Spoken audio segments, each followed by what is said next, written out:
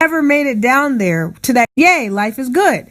Now, what happens if that doesn't actually happen? What happens if price never made it down there to that green dotted line? Let's say price kind of was, where it was at before, and then it just continued to move higher.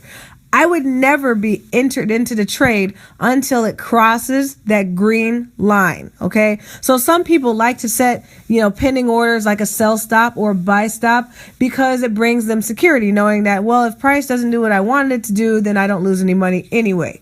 Okay. Because if you would have entered that on an instant execution, thinking that it was going to go down, you would have lost money. But hey, that's the risk we take.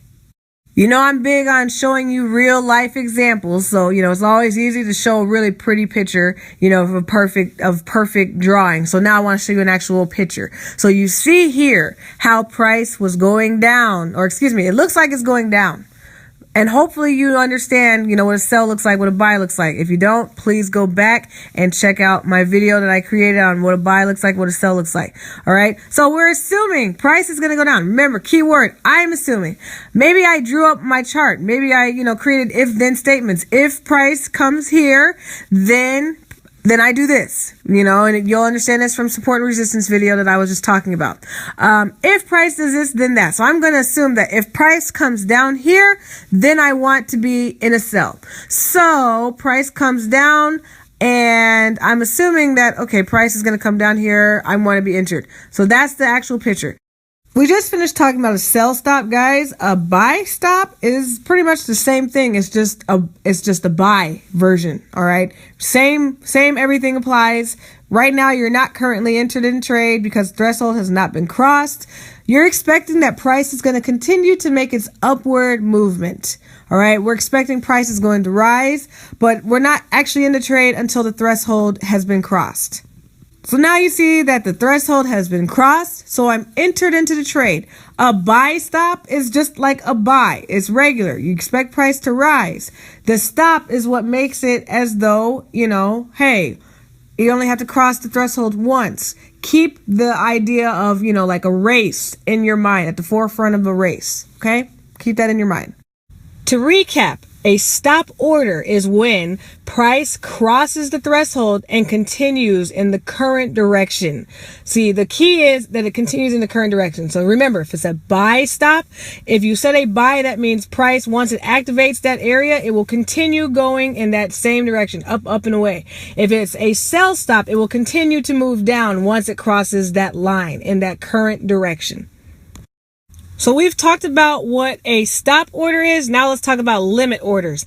A limit order is when a threshold has to be crossed before you are entering into trade with the expectation that price is going to turn around and go in a different direction.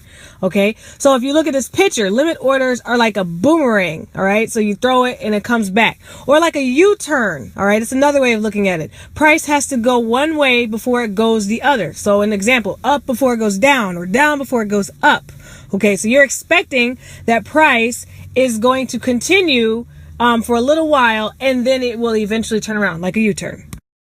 So an example of a limit is let's use a sell limit. So you see on the word, it says you place an order above market price, which is different than a sell stop. If you were doing a sell stop, you would place it below market price. Okay. When I say market price, I'm talking about where the market is currently at. All right. So price then has to climb higher before it turns around and falls. Then you'll be entered into the trade. Okay, so as of right now, you're currently not in the trade. Why? Because it has not crossed the threshold.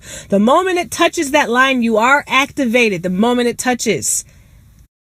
Here's an example of the sell limit that you were just looking at. It has now been activated. Why? Because it has actually touched the threshold and now it's activated. So what happened? You placed an order above market price, remember? And then price had to climb higher. So it did climb higher before it turns around and then falls.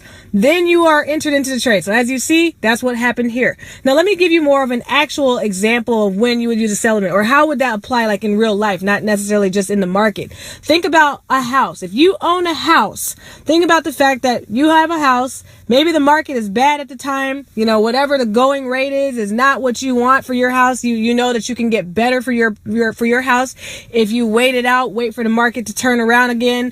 So what do? You hold on to it.